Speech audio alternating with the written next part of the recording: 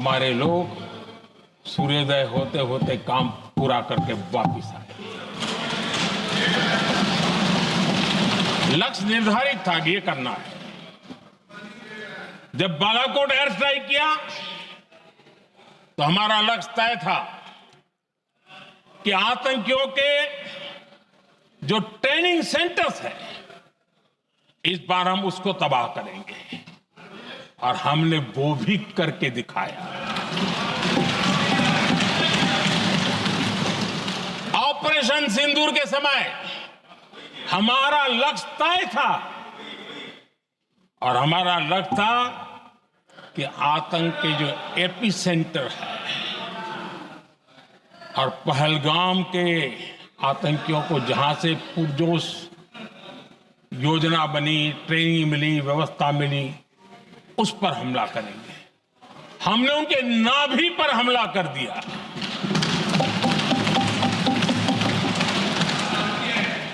जहां पहलगाम के आतंकियों का रिक्रूटमेंट हुआ, ट्रेनिंग होती थी, फंडिंग होता था, उन्हें टेक्निकल सपोर्ट मिलता था, शस्त्र सरंजाम मिलता था, उस जगह को आइडेंटिफाई किया और हमने सटीक तरीके से ऑपरेशन सिंदूर के तहत आतंकियों की नाभि पे प्रहार कर दिया। और आदरणीय अध्यक्ष जी, इस बार भी हमारी सेना ने 100% लक्ष्यों को हासिल करके देश के सामर्थ्य का परिचय दिया।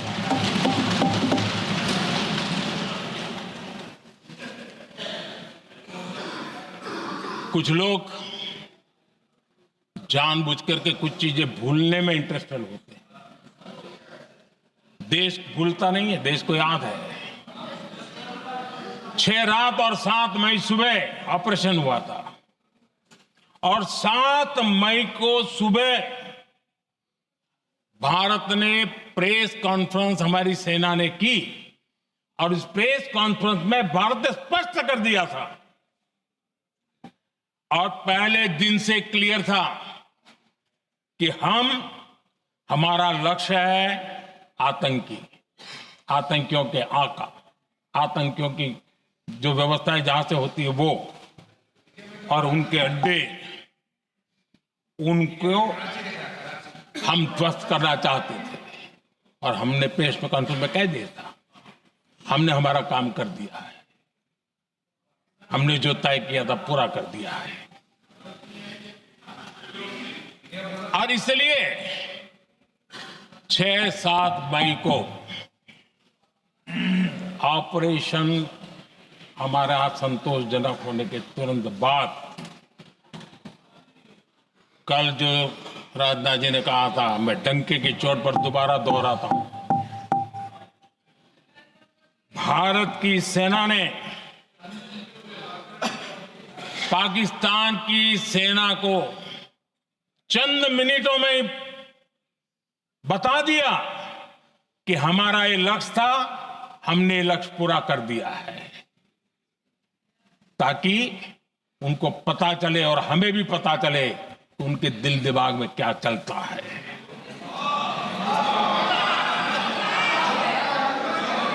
हमने अपना लक्ष्य 100% हासिल कर लिया था, और पाकिस्तान में समझदारी होती तो आतंकियों के साथ खुलेआम खड़े रहने की गलती न करता।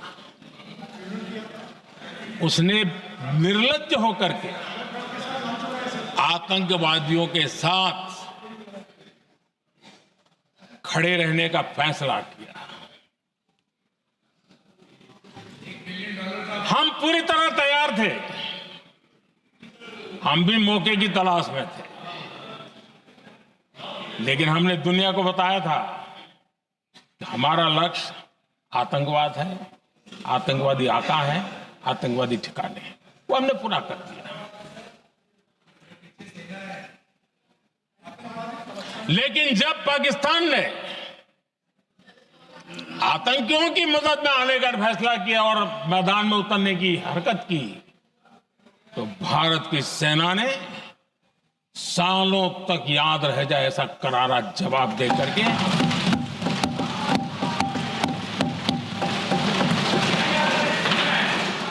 9 मई की मध्य रात्रि और 10 मई की एक प्रकार से सुबह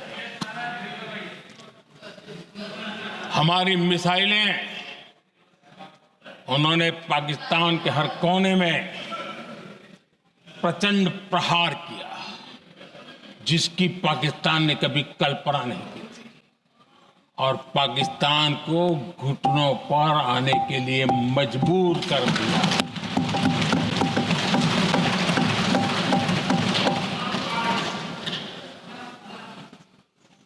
और आपने टीवी में भी देखा है, वहां से क्या बयान आते थे।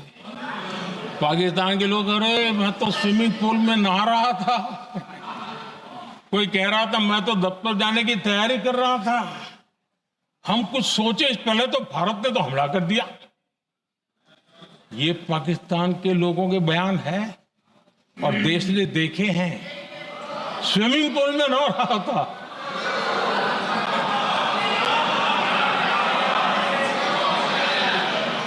और जब इतना कड़ा प्रहार हुआ, पाकिस्तान ने कभी सोचा तक नहीं था, तब जाकर के पाकिस्तान ने फोन करके डीजीएमओ के सामने फोन करके गुहार लगाई, बस करो, बहुत मारा, अब ज्यादा मार झेलने की ताकत नहीं है, प्लीज हमला रोक दो। ये पाकिस्तान के डीजीएमओ का फोन था। और भारत ने तो पहले दिन ही कह दिया था, 7 तारीख सुबह की प्रेस देख लीजिए, कि हमने हमारा लक्ष्य पूरा कर दिया है, अगर आप कुछ करोगे तो महंगा पड़ेगा। और आप धीरे ऐसे कैसे चलता है? प्लीज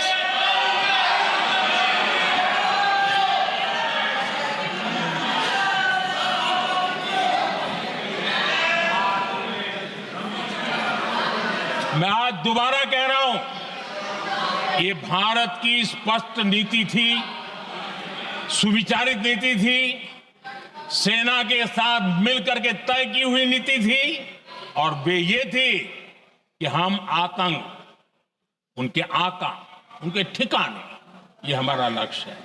और हमने कहा, पहले दिन प्रेस कॉन्फ्रेंस में कहा है कि हमारा एक्शन नॉन एक्सीलेटरी है, ये हमने कह करके किया है। और इसके लिए साथियों हमने हमला रोका। अध्यक्ष जी, दुनिया के किसी भी नेता ने भारत के ऑपरेशन रोकने के लिए नहीं कहा।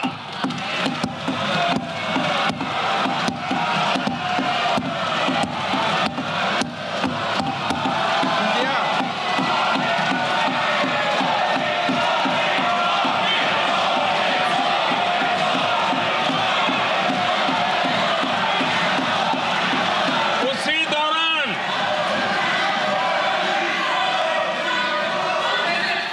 9 तारीख को रात को अमेरिका के उपराष्ट्रपति जी ने मुझसे बात करने का प्रयास किया। वो घंटे भर कोशिश कर रहे थे, लेकिन मेरी सेना के साथ मीटिंग चल रही थी, तो मैंने उनका फोन उठा नहीं पाया।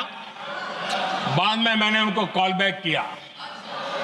मैंने कहा कि आपका फोन था, 3-4 बार आपका फोन आ गया, क्या है?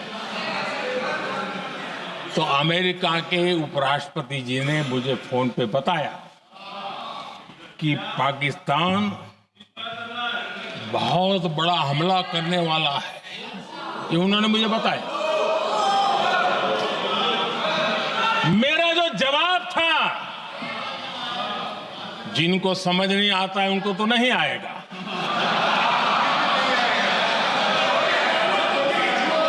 मेरा जवाब था, अगर पाकिस्तान का ये इरादा है तो उसे बहुत महंगा पड़ेगा। ये मैंने अमेरिका के उपराष्ट्रपति को कहा।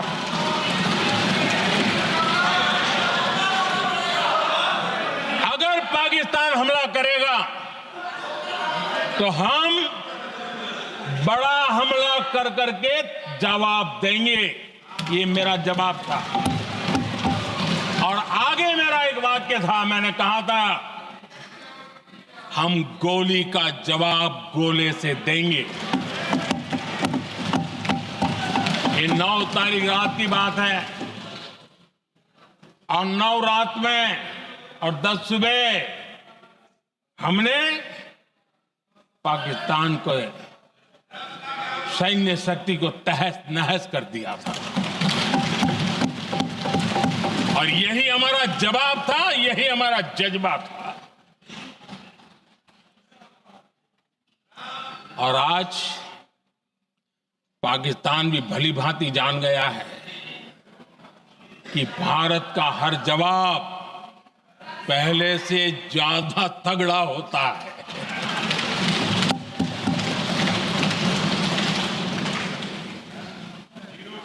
उसे यह भी पता है कि अगर भविष्य में नौबत आई तो भारत आगे कुछ भी कर सकता है। और इसलिए मैं फिर से लोकतंत्र के इस मंदिर में दोहराना चाहता हूं, ऑपरेशन सिंदूर जारी है।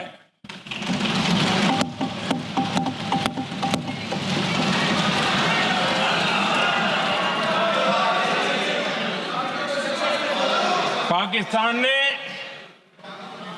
दुस्साहस की अगर कल्पना की तो उसे करारा जवाब दिया जाएगा।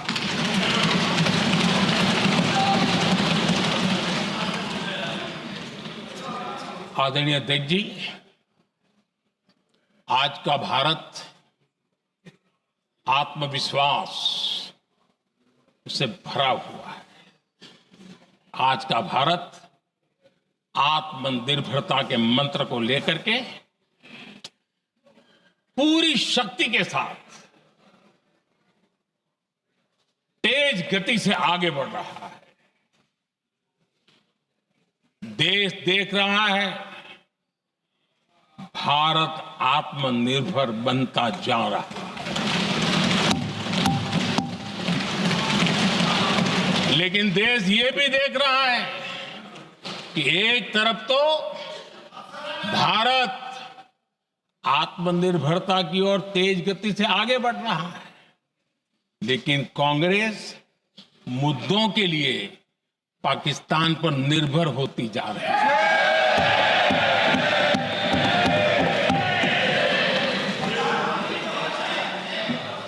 मैं आज पूरा दिन देख रहा था, जो 16 घंटे से जो चर्चा चल रही है, दुर्भाग्य से।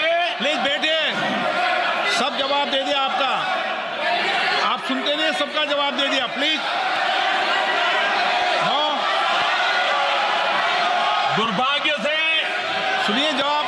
कांग्रेस को पाकिस्तान के मुद्दे इंपोर्ट करने पड़ रहे हैं।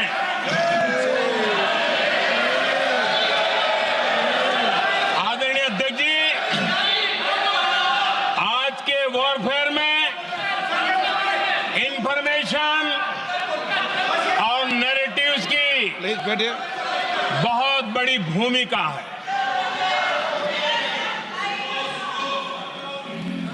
नैरेटिव घड़ करके, एआई का भी भरपूर उपयोग करके सेनाओं के मनोबल को कमजोर करने के खेल भी खेले जाते हैं। जनता के अंदर अविश्वास पैदा करने के भी भरपूर प्रयास होते हैं। दुर्भाग्य से कांग्रेस और उसके सहयोगी पाकिस्तान के ऐसे ही प्रपंच के प्रवक्ता बन चुके हैं।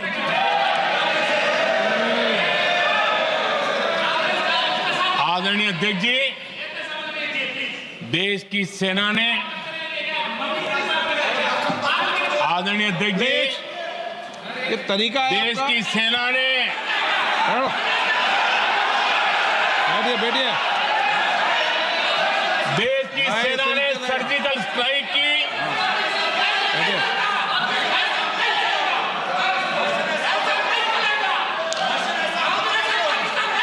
बैठिए। बैठिए बैठिए। आदरणीय अध्यक्ष जी, देश की सेना ने सफलतापूर्वक सर्जिकल स्ट्राइक की तो तुरंत कांग्रेस वालों ने सेना से सबूत मांगे थे, लेकिन जब उन्होंने देश का मूड देखा,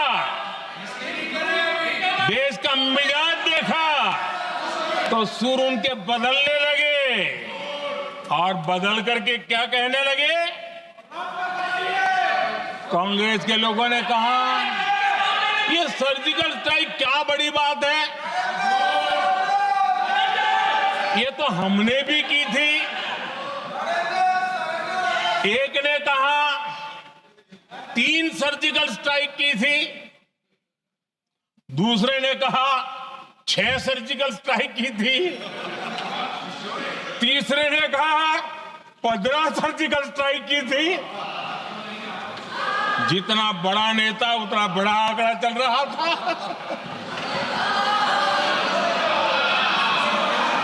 आदरणीय अध्यक्ष जी, इसके बाद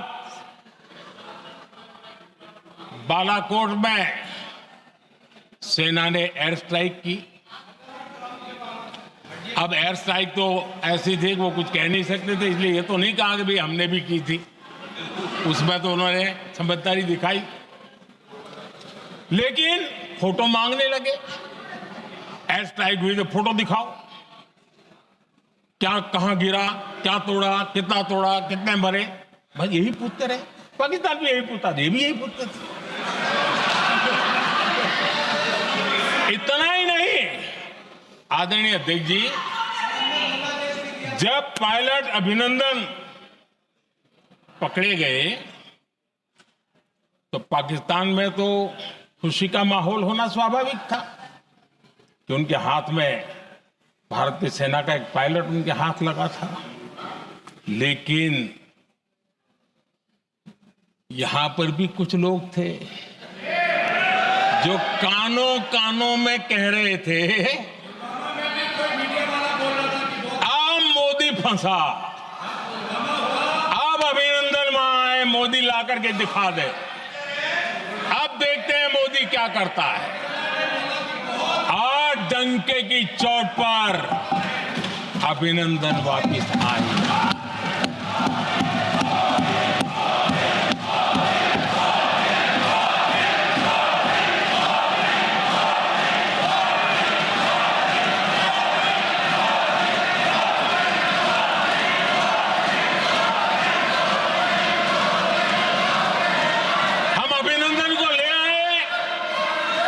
तो इनकी बोलती बंद हो गई। इनको लगा यार ये नसीब वाला आदमी है, हमारा हथियार हाथ से निकल गया। आदरणीय अध्यक्ष जी, पहलगाम हमले के बाद हमारा बीएसएफ का एक जवान पाकिस्तान के कब्जे में गया, तो फिर इनको लगा वाह बड़ा मुद्दा हाथ में आ गया है, अब मोदी फंस जाएगा। अब तो मोदी की फजीयत जरूर होगी और उनकी इकोसिस्टम ने सोशल मीडिया में बहुत सारी कथाएं वायरल की कि ये बीएसएफ के जवान का क्या होगा, उसके परिवार का क्या होगा, ये वापस आएगा, कब आएगा, कैसे आएगा, न जाने क्या क्या चला दिया। आदरणीय अध्यक्ष जी, बीएसएफ का वो जवान भी आन बान शान के साथ वापस आए।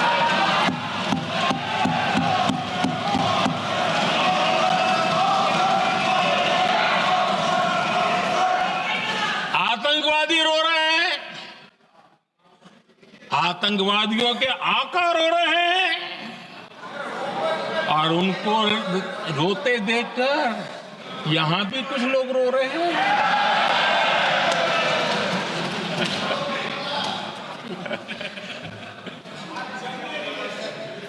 अब देखिए, सर्जिकल स्ट्राइक चल रही थी, उसके बाद उन्होंने एक खेल खेलने की कोशिश की, बात जमी नहीं। एयर स्ट्राइक हुई तो दूसरा खेल खेलने की कोशिश की, वो भी जमी नहीं। जब ये ऑपरेशन सिंदूर हुआ तो उन्होंने नया पैंतरा शुरू किया। और क्या शुरू किया? रोक क्यों दिया? पहले तो मानने को तैयार नहीं थे कि मुक्त करते, अब कहते रोक क्यों दिया? बाहरे बयान बहादुरों,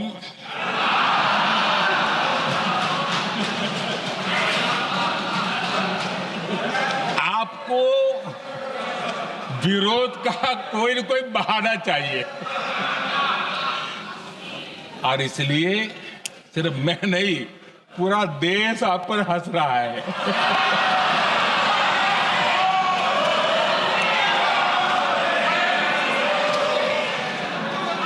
आदरणीय अध्यक्ष जी, सेना का विरोध, सेना के प्रति एक पता नहीं नेगेटिविटी, ये कांग्रेस का पुराना रवैया रहा। देश ने अभी अभी करगिल विजय दिवस मनाया, लेकिन देश पूरी तरह जानता है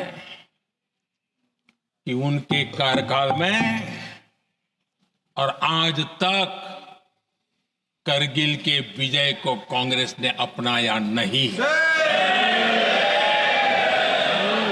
न करगिल विजय दिवस मनाया है, न करगिल विजय का गौरव किया। इतिहास साक्षी है अध्यक्ष जी। जब डोकलाम में सैन्य हमारा शौर्य दिखा रहा था, तब कांग्रेस के नेता चुपके चुपके किससे ब्रीफिंग लेते थे, वो सारी दुनिया अब जान गई।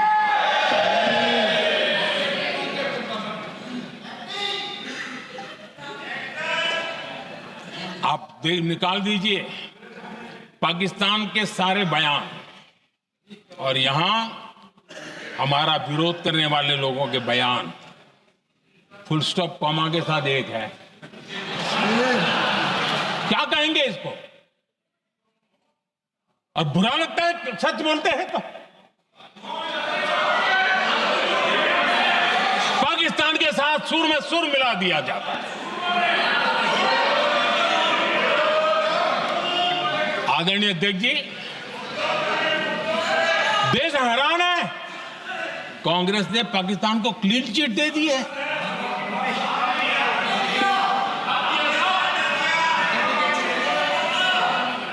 उनकी ये हिम्मत, और इनकी आदत जाती नहीं है, ये हिम्मत कि पहलगाम के आतंकी पाकिस्तानी थे, इसका सबूत दो।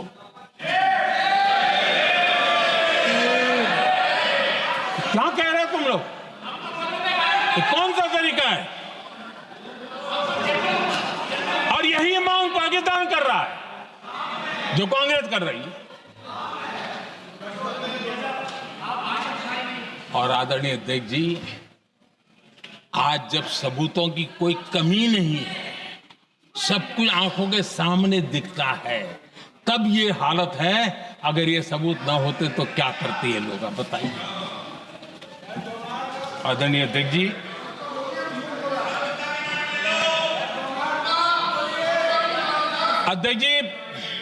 ऑपरेशन सिंदूर के एक पार्ट की तरफ तो चर्चा भी बहुत होती है, ध्यान भी जाता है, लेकिन देश के लिए कुछ गौरव की क्षणें होती हैं, ताकत की परिचय होता है, उसकी तरफ भी ध्यान जाना बहुत आकर्षित है।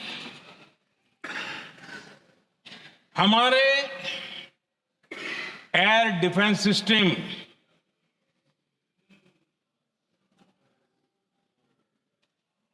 दुनिया में इसकी चर्चा है। हमारे एयर डिफेंस सिस्टम ने पाकिस्तान की मिसाइल और ड्रोन्स उसको तिनके की तरफ बिखेर दिया था।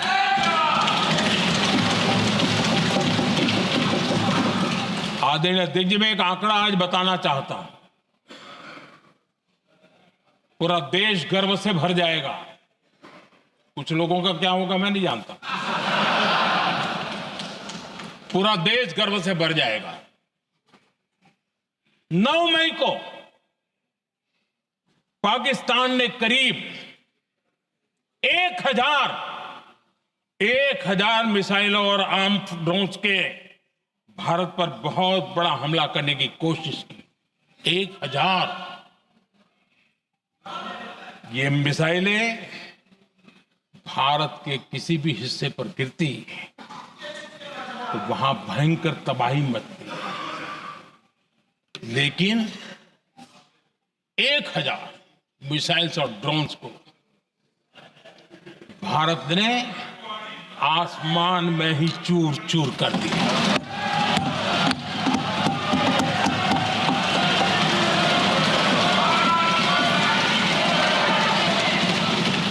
हर देशवासी को इससे गर्व हो रहा।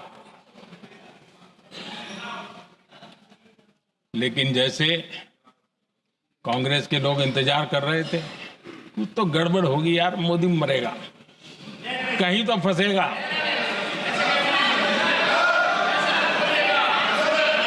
पाकिस्तान ने आदमपुर एयरबेस पर हमले का झूठ फैलाया, उस झूठ को बेचने की भरपूर कोशिश की, पूरी ताकत दी लगा दी। मैं अगले ही दिन आदमपुर पहुंचा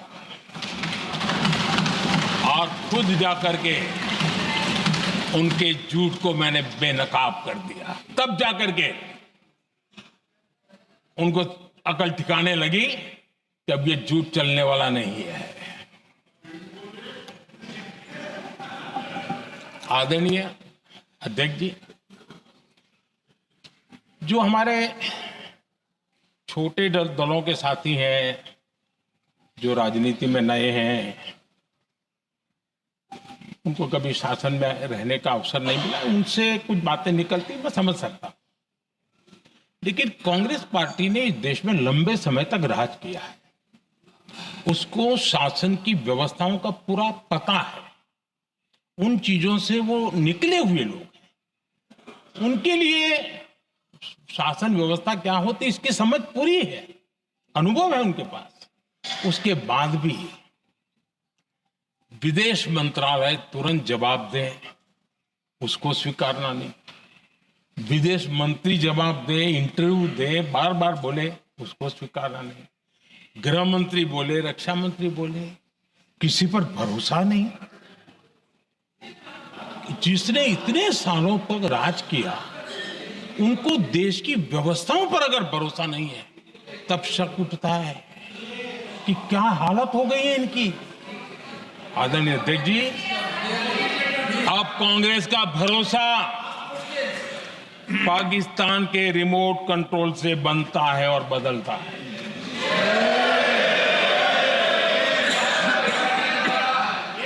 आदरणीय अध्यक्ष जी,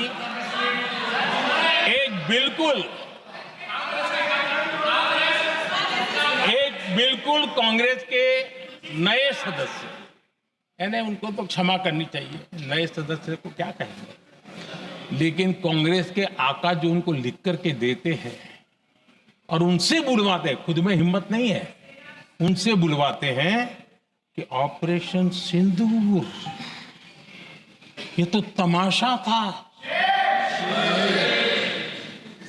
ये आतंकवादियों ने जिन 26 लोगों को मौत के घाट उतारा था ना, उस भयंकर क्रूर घटना पर ये तेजाब छिड़कने वाला पाप है। तमाशा कहते हो? आपकी असहमति हो सकती है और ये कांग्रेस के नेता बुलवाते हैं।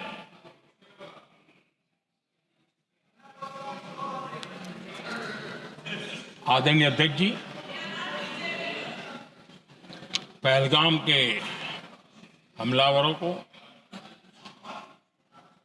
कल हमारे सुरक्षा बलों ने ऑपरेशन महादेव करके अपने अंजाम तक पहुंचाया।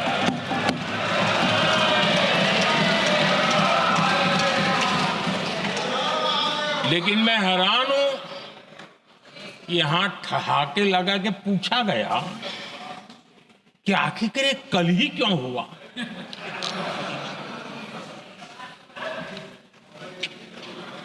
अब ये क्या हो गया है जी, मुझे समझ नहीं आ रहा है। क्या ये ऑपरेशन के लिए कोई सावन महीने का सोमवार ढूंढा गया था क्या? क्या हो गया है लोगों को? हताशा, निराशा इस हद तक।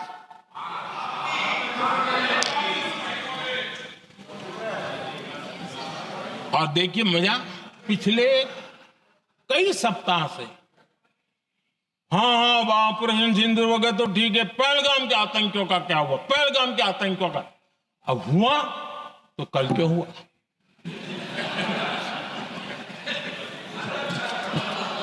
और कल ही क्यों हुआ?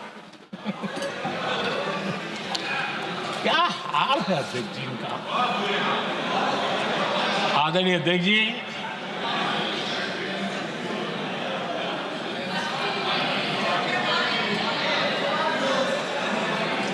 आदरणीय अध्यक्ष जी, शास्त्रों में कहा गया है, हमारे शास्त्रों में कहा गया है, शस्त्रेण रक्षिते राष्ट्रे, शस्त्रेण रक्षिते राष्ट्रे शास्त्र चर्चा प्रवर्तते। अर्थात जब राष्ट्र शस्त्र से सुरक्षित होते हैं तभी वहां शास्त्र की, ज्ञान की चर्चाएं जन्म ले पाती है। जब सीमा पर सेनाएं मजबूत होती हैं तभी लोकतंत्र प्रखर होता है। आदरणीय अध्यक्ष जी, ऑपरेशन सिंदूर बीते दशक में भारत की सेना के सशक्तिकरण का एक साक्षात प्रमाण है। ऐसे ही नहीं हुआ है।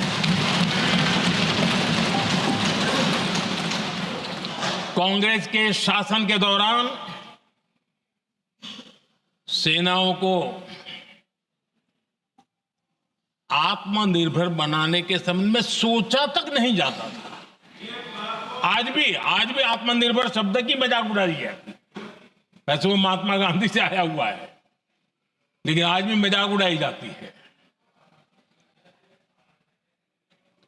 हर रक्षा सौदे में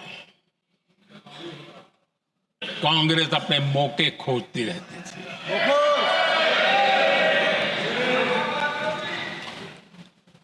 छोटे छोटे हथियारों को लिए विदेशों पर निर्भरता, ये इनका कार्यकाल रहा है। Bullet proof jacket, night vision camera तक नहीं होते थे और लंबा लिस्ट है। जीप से शुरू होता है, बफो, हेलीकॉप्टर, हर चीज के साथ घोटाला जुड़ा हुआ है। आदरणीय अध्यक्ष जी, हमारी सेनाओं को आधुनिक हथियारों के लिए दशकों तक इंतजार करना पड़ा। आजादी के पहले और इतिहास गवाह एक जमाना था जब डिफेंस मैन्युफैक्चरिंग में भारत का आवाज सुनाई देती थी। जिस समय तलवारों से लड़ा जाता था ना, तब भी तलवारें भारत की श्रेष्ठ मानी जाती थी। हम डिफेंस के इक्विपमेंट में आगे थे, लेकिन आजादी के बाद जो एक मजबूत डिफेंस इक्विपमेंट मैन्युफैक्चरिंग का हमारा दायरा था, जो हमारा पूरा इकोसिस्टम था, उसको सोच समझ करके तबाह कर दिया गया, उसको दुर्बल किया गया।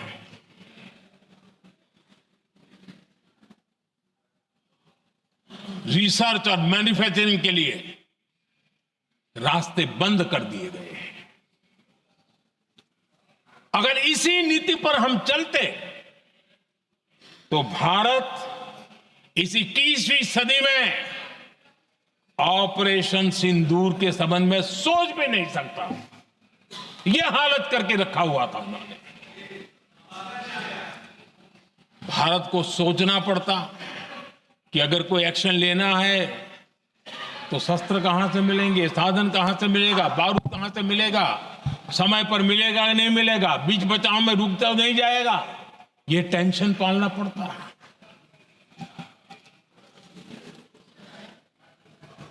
आदरणीय अध्यक्ष जी, बीते एक दशक में मेक इन इंडिया हथियार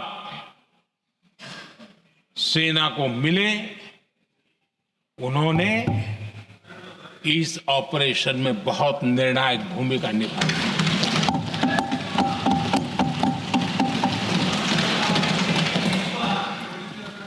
आदरणीय अध्यक्ष जी,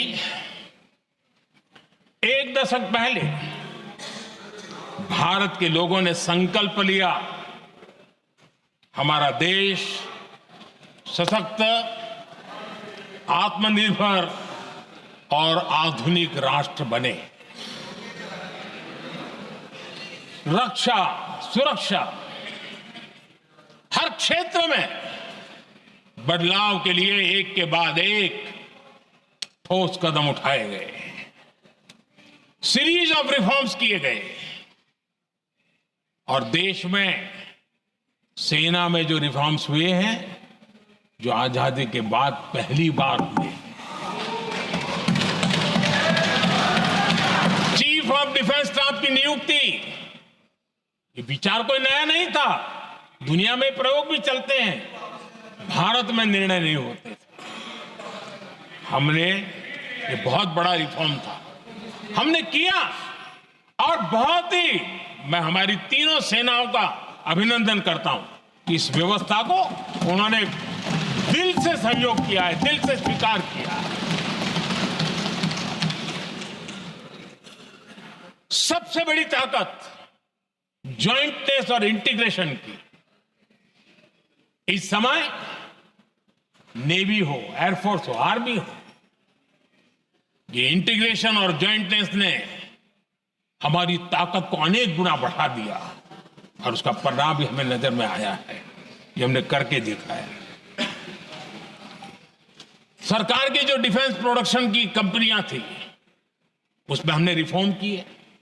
शुरुआत में वहां पर आग लगाना, आंदोलन करवाना, हड़तालें करवाने के खेल चल रहे थे, अभी भी बंद नहीं हुए हैं, लेकिन देश हित को सर्वोपरि मान करके उन डिफेंस इंडस्ट्री के हमारे जो लोग थे सरकारी व्यवस्था में, उन्होंने इसको मन से लिया, रिफॉर्म को स्वीकार किया और वो भी आज बहुत प्रोडक्टिव बन गए। इतना ही नहीं, हमने प्राइवेट सेक्टर के लिए भी डिफेंस के दरवाजे खोल दिए हैं और आज भारत का प्राइवेट सेक्टर आगे आ रहा है। आज स्टार्टअप्स डिफेंस के क्षेत्र में हमारे 27-30 साल के नौजवान, टियर 2, टियर 3 सिटी के नौजवान, कई कुछ जगह